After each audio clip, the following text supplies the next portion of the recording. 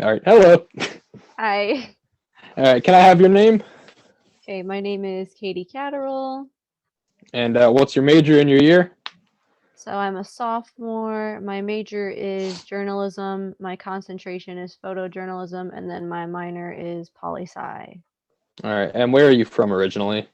I'm from Hamilton, Indiana, which is not Hamilton County, but Steuben County. So it's the northeast corner of Indiana. All right. And what did you think was like a reason for you taking this class? So one of the reasons I took the class is because I think it was global studies with Professor Bartlett, and I really enjoyed the class, so I figured he'd be a really good teacher for this class. Also, just like the area I grew up in is very close minded, kind of racist, so I wanted to branch away from that and kind of like learn more about, the roots of racism. And I feel Hmm. like this class has really opened my eyes about a lot of stuff, to be honest. And do you think, and we'll get to that right in a minute, do you think that what you expected this class coming into it, do you think it fulfilled it? Oh, definitely. Like, it honestly took it way beyond what I thought I'd be learning about. Like, I never learned in high school about like how we learn philosophers and stuff literally invented the concept of race and stuff like that. I never had that knowledge. Hmm. So now to go into your hometown and everything, when you were growing up, what was your experience with race, and from either what you saw or the people you talked to? So I went to the fourth smallest like public high school in Indiana. My graduating class was 26 kids. I grew up with most of them, and then it was like elementary, middle school, and high school combined. So it was, I think, less than 200 kids combined. So a very small community, all white. Mhm. And the people that you talked to, like, what were some common ideas you heard expressed about it? For example, like when we had foreign exchange students, people would be kind of weird about it. I guess if we got like Hmm. foreign exchange students from, like one year we got a student from, I think it was Tanzania, and he was darker complected, obviously, and people were just really weird about it. And we Oh, had, I think we may have cut out just for a second there. oh, I think, can you say that again? We just cut out for a minute. so like one time we had a student from Tanzania, Mm. and he was obviously darker complected. There were some kids in my class that would literally say the N word if Mhm. they saw him passing in the hallway, stuff like that. And you wouldn't expect it from northern Indiana, but Mhm. it happened quite a lot. We had students also bring Confederate flags to school, would wear it on their t-shirts or on sweatshirts, stuff like that, fly it on the back of their Mhm. trucks. Mhm. And do you think, is there anything that you experienced personally that was like directed towards you that just was you found off-putting? There was this one time I was in, I think it was my freshman year. It was my biology class, and we had a student talking about how he had went to Indy recently, and he was like, there was just so many black people, but like the way he said it was very off-putting. He was like, Hmm. I felt kind of scared around these people. That's something he literally said, and I was like, what are you insinuating? And I got kind of offended because Hmm. I come from a family where we don't really discriminate, so it was just really weird. So everything that you've described so far, would you consider your hometown on the context of the country we're living in now? Would you say it's more advanced than it needs to be, or it's being held back? Like, where do you think overall in the country your hometown is It's held back for sure. at? Makes sense. So, and I know that a lot of events we know have happened this year that have put a lot more into the spotlight. Now, do you think that even before this class, the start of the pandemic was it, but a lot of the discrimination that's been put a spotlight on, and police brutality, and everything that's been happening this year specifically, did that change your thinking at all? back in the months of May and June, even before enrolling here? I wouldn't say it changed my thinking. I would say it elevated it because I've always been into politics mostly since like 2016 in the Bernie Sanders campaign. And ever since then, I started learning more and more about the issues. So, like, I followed the Michael Brown story when that's like when the Black Lives Matter movement first, like, became a big thing. But I would say this year, especially with the police shootings, it just totally took me by surprise that it was being covered more than usual, honestly. Like, you saw a lot of people start to jump behind the movement, which is good. Hmm. Now, do you think that your hometown, like how have they reacted compared to you or people that you know closely? Not well. I actually a lot of people where I'm from think that Black Lives Matter is like a terrorist organization. I've heard people even say that. And they're really ignorant about it. They don't understand why black people are so angry or why people are still, fighting for their rights. And it's because they've been, white privilege. Mhm. And do you think now how would you compare that to what you see now at Ball State in this fall semester?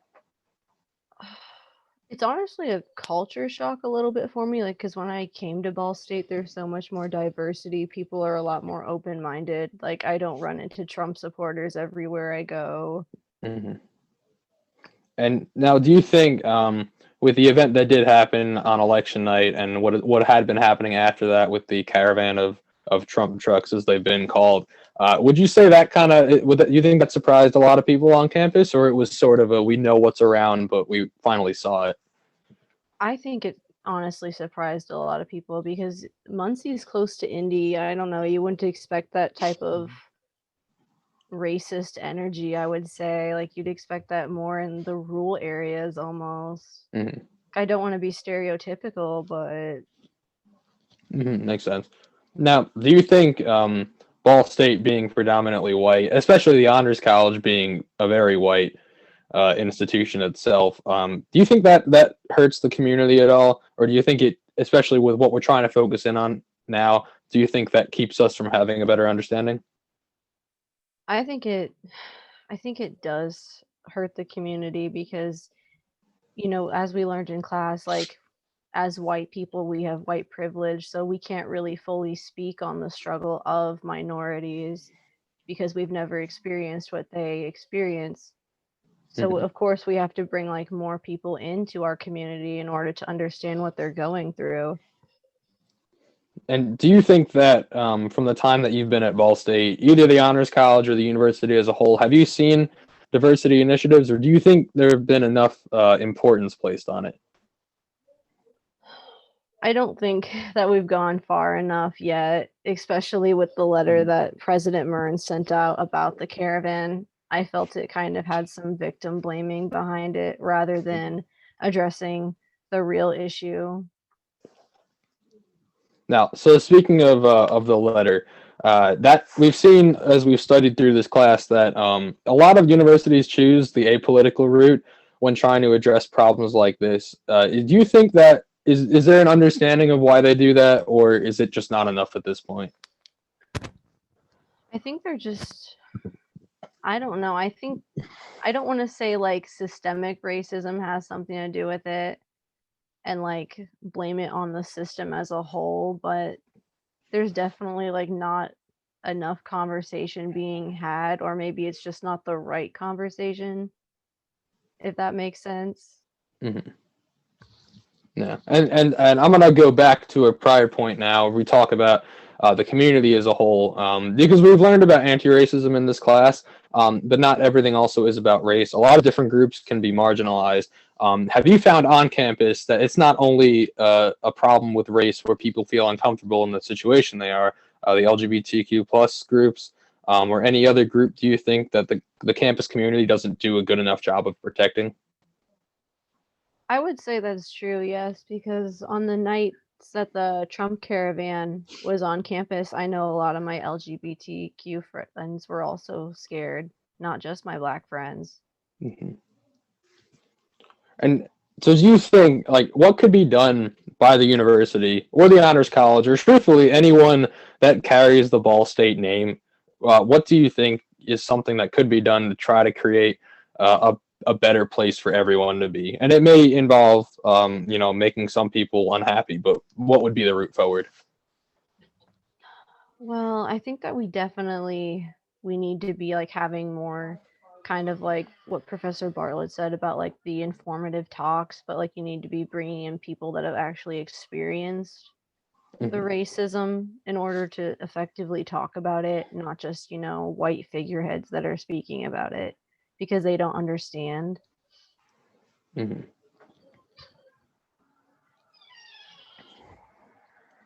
Now, how is this course, from everything we've talked about, like what's your biggest takeaway so far? Like if you had to if you were to tell a future class about this or someone interested in it, what would be the thing you think is most important to emphasize?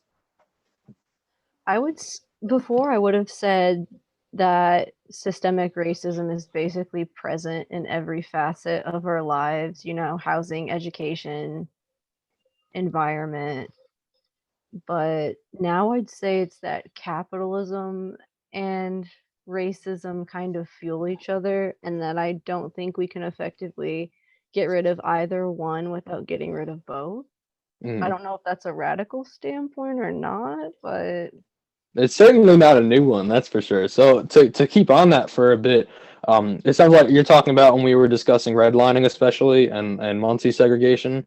What was that was a particularly impactful class for a lot of people who didn't understand what the problem was. So do you think that class specifically, out of it's a good example of a lot of the different discussions we've had on topics that people don't really know about. So for housing segregation specifically, like how familiar would you say you were with it before we had that class?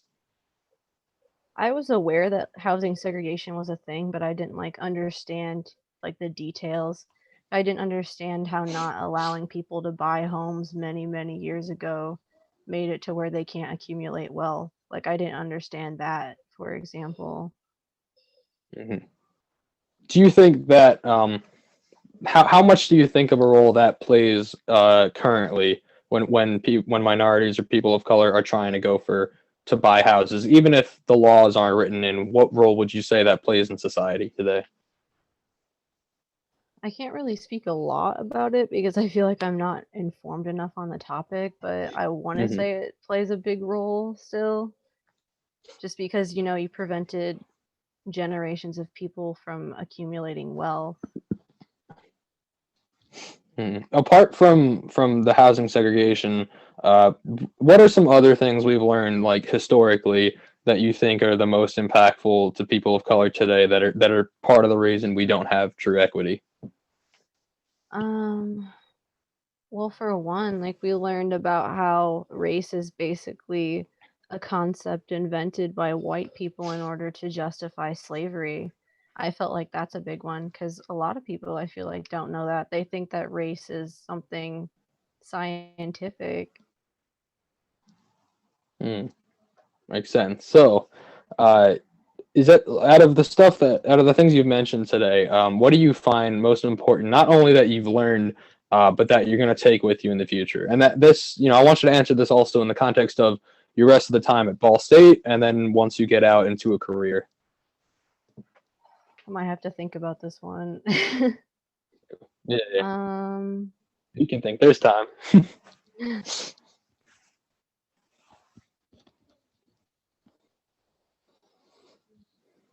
I really just want to circle back and say I really do think like the most important thing I learned was the connection between racism and capitalism because I had never looked at it like Hmm. that before this class.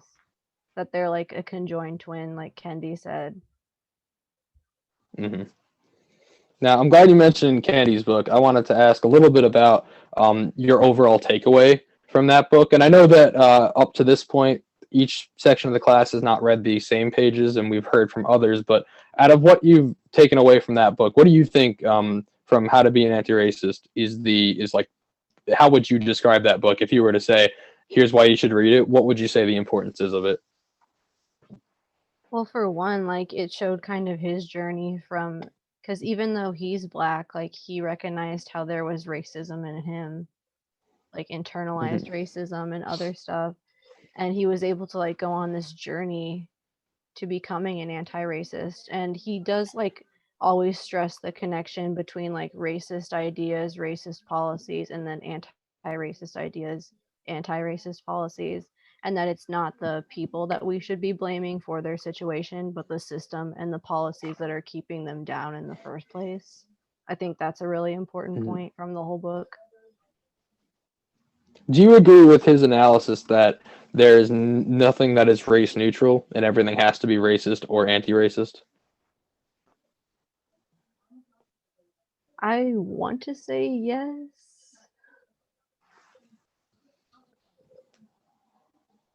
but I'm a bit confused by the question. So yeah, a few when he described in his book, at the beginning of each chapter, he would give a definition of what would be racist in the scenario, and then what would be anti-racist, but that there's nothing in between. So every policy decision, you can't, if you say you're not racist, that's not a real statement. You're either doing something that's racist or you're doing something that is anti-racism. So Oh, that okay. there's no, it's very split like that. Do you think there is a middle ground sometimes, or it is a side to be chosen? Okay, now that you put that into perspective, yeah, I do think that there's really no side. You're either anti-racist or you're racist. Because if you're choosing a middle Mhm. ground, then you're kind of just saying I'm neutral. But if you're neutral, then you're not actively fighting against racism. So, hmm And then, so to stay on his definition of anti-racism, which he gave a lot throughout his book, so it did change. If you were to give a definition of anti-racism in your own words, and you can think about this too for a few minutes, what would you make that?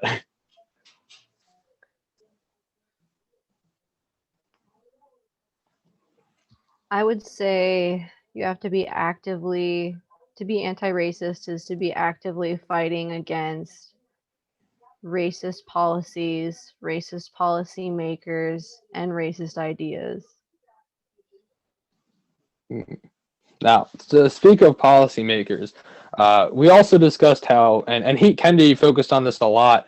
The reason he focuses on policymakers is that we have to differentiate the United States population and the people that make the laws and the people that are simply following them. And both can be racist or anti-racist, but there needs to be a delineation. So, do you think that do we put enough emphasis on the people like, are we crying foul to no one in particular, or do you think we're doing a good enough job um, actually addressing the people that keep the rules as they are and aren't trying to make things more equal? Do you think we're reaching the politicians and the policymakers enough with what we're doing? No, definitely not. I think a big issue too is the money in politics because you have like the Mm-hmm. private prison industry. They obviously don't want to see, less people incarcerated because they're making money. So, what do you? I know it's a big thing to ask of just what's the solution to that, but do you think it should be a grassroots initiative that just so many people you get to follow this belief that we need to change things? What do you think is a way forward? If money in politics is the big problem, do you have an idea of what could kind of stop that? Um, well, for starters, we'd have to work at like the local level to root out politicians because you can't just start from the top. Like running campaigns themselves is really expensive, and that's a big problem too, and that's why our politicians are mostly rich people. Did you see, to go back to your hometown briefly, did you see any, you spoke a bit about like the population and then what your students, your fellow classmates would say. Did you see any of your government respond in any certain way to everything that's been happening this year, or did you see that they did it in a way to get reelected? I heard nothing from any of my local Mm. politicians about any of the issues happening this year. They pretty much just stayed silent. Mhm. Now, for people that were, and you may not know this, for people that were maybe in higher office and represented your community at the national level in the House of Representatives or your state senators, did you hear anything from them, or is it, and what do you know what their party platform is? To be honest, I don't know if they did put out any statements. Well, they did. If they did, they didn't do the job to get you to see it, Yeah. so it wasn't a main point. Yeah, gotcha. So then, to go away from your hometown for again, back to like Muncie. What's been your experience? Besides the caravan, and the feedback from that. What's been your experience with Muncie? Well, I would say it's definitely more diverse than my hometown. Um, it kind of reminds me a little bit of like Fort Wayne. I wouldn't. I don't. I don't exactly know how to word this. So like after Professor Bartlett like talked about like Muncie in general and like the local like split between mostly where white people live and then where black people live in Muncie and how that's still a thing today. I was like trying to figure out like what neighborhoods he was talking about, but I don't really know my way around Hmm. Muncie that well. Hmm. So have you mostly stayed at your time on campus? Have you mostly stayed within the campus boundaries? Yeah, because I don't have a car. Hmm.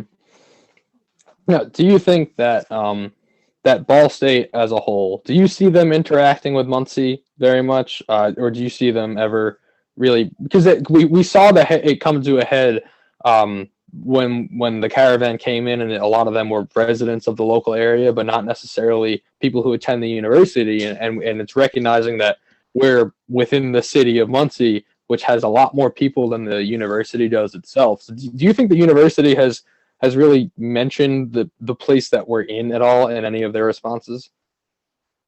I don't think so.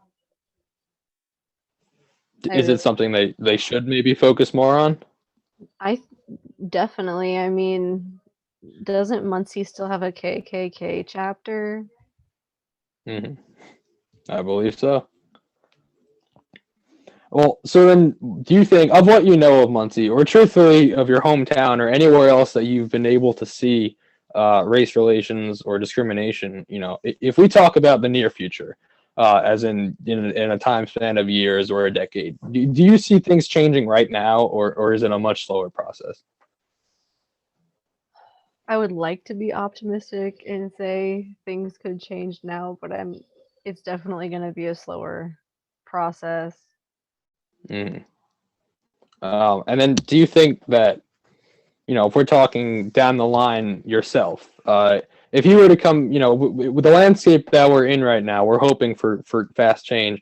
What do you think that you're going to be trying to do in the future for yourself or the people to kind of create more a just world? Well, I mean, that's a big reason why I want to go into journalism is because I want to write about political topics and kind of controversial topics that aren't normally covered in mainstream media that well. Hmm. So I figure that's kind of what I can do for my part. Hmm. So I would then I'll actually we have some more time for this. I would like to ask about the journalism piece as well. Then, do you think what have you seen the role of the national media to be in this process? Everything that's been going on, whether it's reporting on legislation or reporting on civil unrest. What do you think that they've done to contribute or maybe take away from the movements? I would say it's kind of a mix of positive slash negative. So they have like increased reporting. Like you see, they're reporting on these issues a lot more than they have in the past, I feel like. But the question is, are they, I don't want to say reporting on them correctly, but are they asking the right questions, diving deeper? Like, are we looking Mhm. past just the surface and instead looking at, like, the baseline of systemic racism is the problem? do you think politicizing something as they're claimed to be doing all the time, do you think that is a real phenomena? Like you can make something political, or is everything intrinsically political based on how it impacts people? I think everything is intrinsically political, definitely. I mean, they're decisions that are affecting our lives. How are they not political? You don't have to make Mm. them political. Now, take away what CNN or MSNBC or Fox has added. Have you seen any of if any of the civil unrest that's been happening, or the protests that have been happening, if they've been around you? Have you seen your local news report at all, or report it with what would be considered a skew towards a certain side? So they have actually reported. So over the summer, yeah, I think it was over the summer, there was Black Lives Matter protest happening in Fort Wayne, and there was some incidences where people were in the street and they blocked traffic. So they sent police in automatically and were like throwing tear gas, and some guy made the national news from Fort Wayne because his eye got like literally like shot out by a Mm. tear gas canister. Yeah, so they actually have been covering because they were there for all of that. Would you say that if they had it in the analysis of it, how would you say that differs from what's been reported nationally and goes on these huge media websites? I feel like local news gets more of the details, definitely.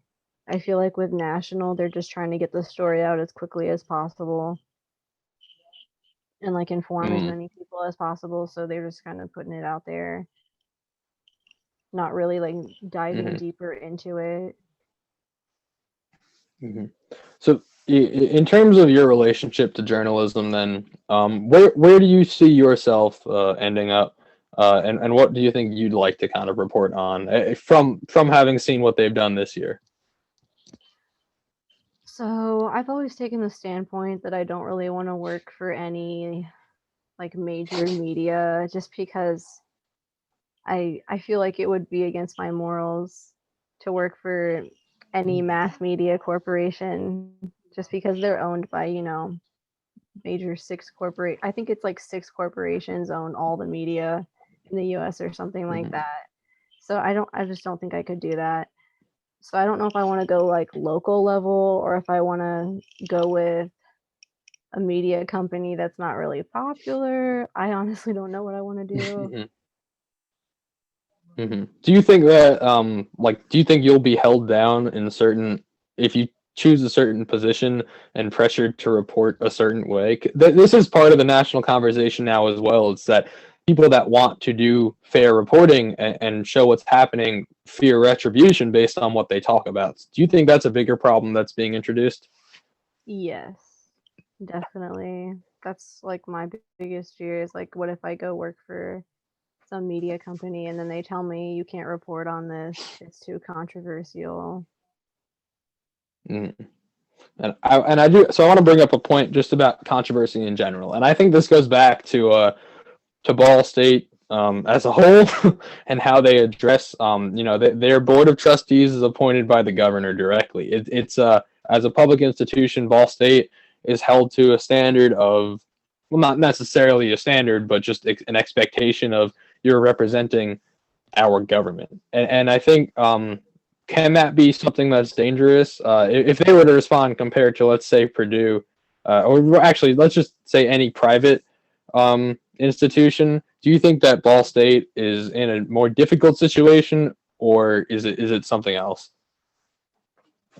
That is kind of, I would say yes, because if their board of trustees is directly appointed by the governor, then they kind of have to do what they want in comparison to like being voted in by the people, I guess, if that makes sense. Mhm. Do you think them steering away from controversy is a smart decision for them? Yes, probably. In order to Do like you think it's a maintain their smart decision image. for us? Uh-huh. No, it's definitely not a smart decision for us. So that disconnect, do you think there's any way to fix that without kind of changing entire systems? If the interests that they are serving are different than the student bodies, what should be prioritized? Definitely the student body. I mean, we're the ones paying over $20,000 a year just to go here. You think they would? You think they'd do what we want? Mm-hmm. So I'd like to loop back to the university as a whole one more time, and just talk about. Do you have any other final just what you've seen on campus in terms of race relations? Not necessarily now in this whole skew of the movements that are happening, but just between students, the student body. How would you say not how they've responded to these, but just how in general they are? Are you more hopeful for the students here from what you've seen of a younger generation compared to what we've known? Are you more hopeful for that, or do you see a lot of what we've seen from older generations? Do you think that will continue? I'm hopeful, but at the same time, I have like seen some incidents directly on campus. For example, my roommate is black, and we were walking on campus one time, and this group of boys in a car, they were all white, obviously. They yelled out their window effing and then the N word at her for literally no My reason. goodness. Yeah, and that happened directly on campus too. It was like by Stu West. Mm. So it really took me by surprise, but I figured it was like the climate from the election. Was that when was that compared to the election? It was like it was actually like a couple weeks before the election.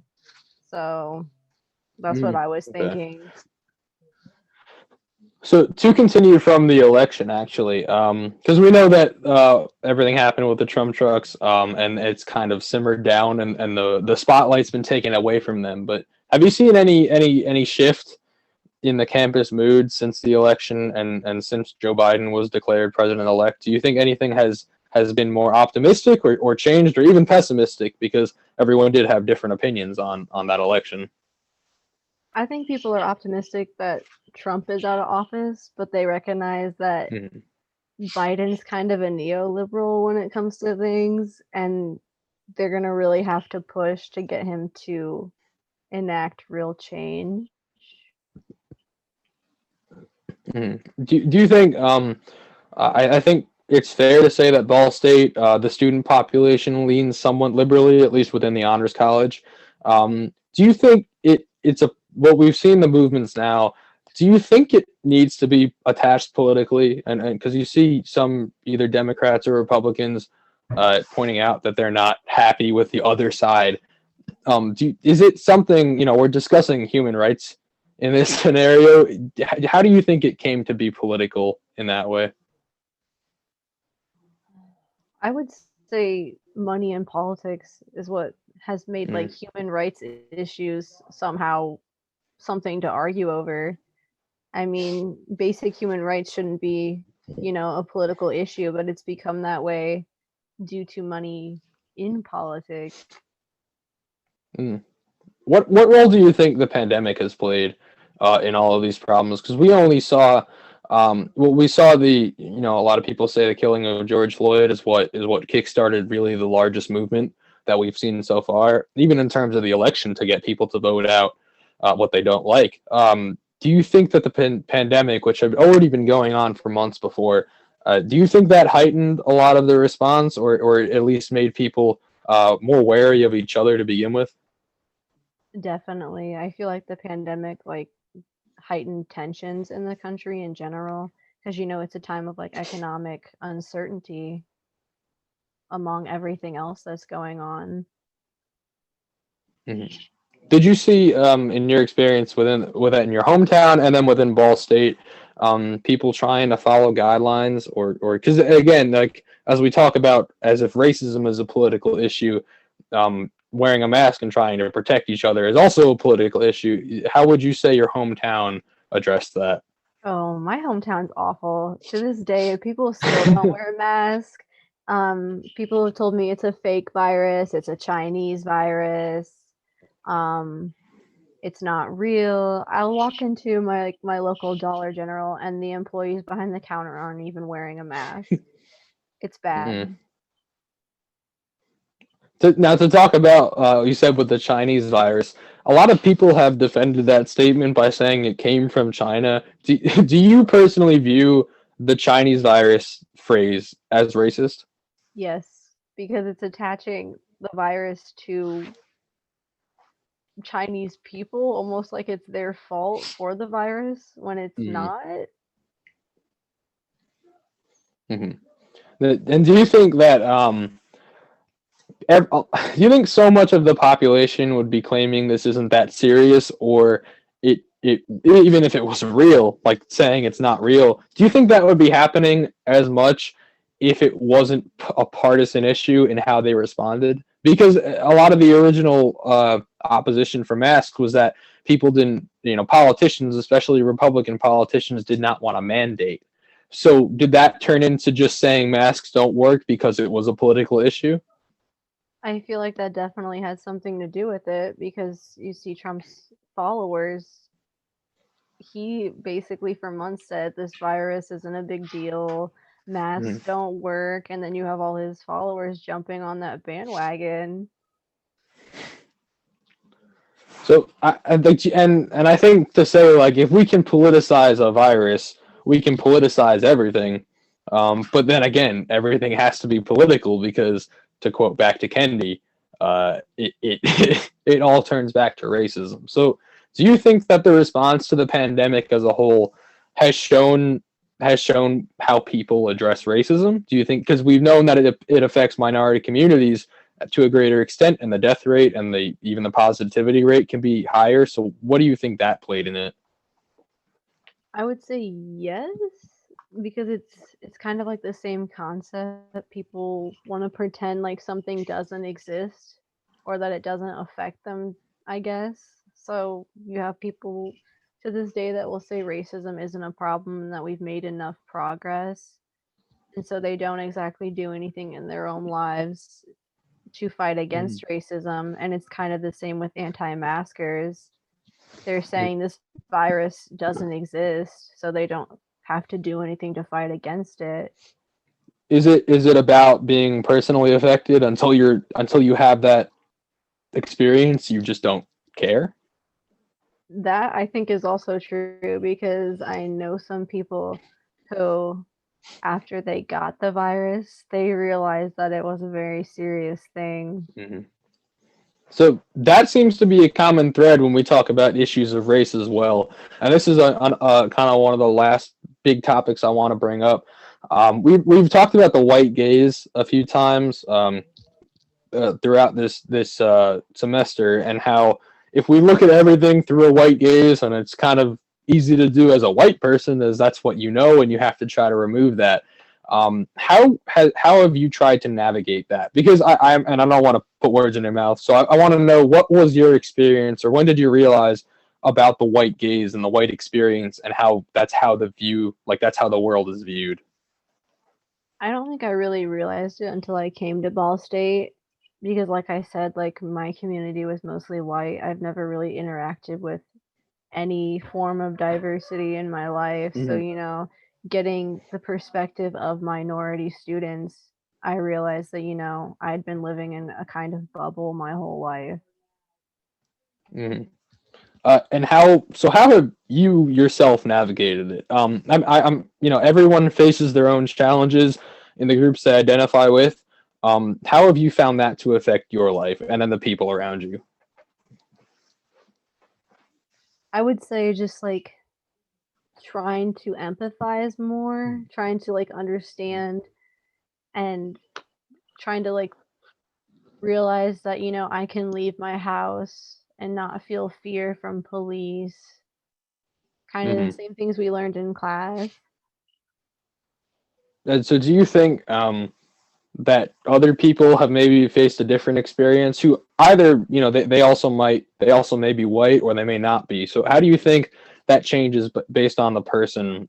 Because if we look at the issues we've discussed, about a lot of them focus on how nationally there is just one large white gaze, and we talk about problems as through the lens of being white, just because the majority of the people that are making decisions are white. What do you think is the way to change that process and change how that happens and that discussion goes about? I feel like it has to start at the local level. Like I don't want to like sound like I feel like it's like an education issue too. Mm-hmm. And because we're not like telling people this. I mean, the fact that I'm 20 years old and I'm just learning about all these concepts is kind of alarming in a way. Mm-hmm. You have a bunch of other people that aren't learning any of this, so they just don't understand and they don't know. So I feel like it's an education issue and then we have to be starting at the root. Mm. So do you think that Ball State has done well? I mean, of course, through this course, as we've realized it, do you think that people that haven't taken this course or something like it, do you think they would understand and see this issue themselves, or do you think Ball State there's more that they need to be doing to make sure their students understand what's happening? I mean, some people might understand, I guess, like even without taking the course, if they'd been educated on it before, but I would say that Ball State could definitely be doing more to further like educate people on it. Mm-hmm. All right, and then last big overarching question from me.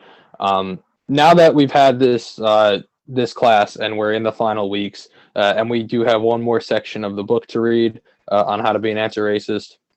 In the future, for everybody, is there something you would say, like the first step they should take if they want to be anti-racist, if they want to be part of the solution, whether it's a choice or not? Because truthfully, everyone really needs to do their part. What do you think is the step to take in the right direction?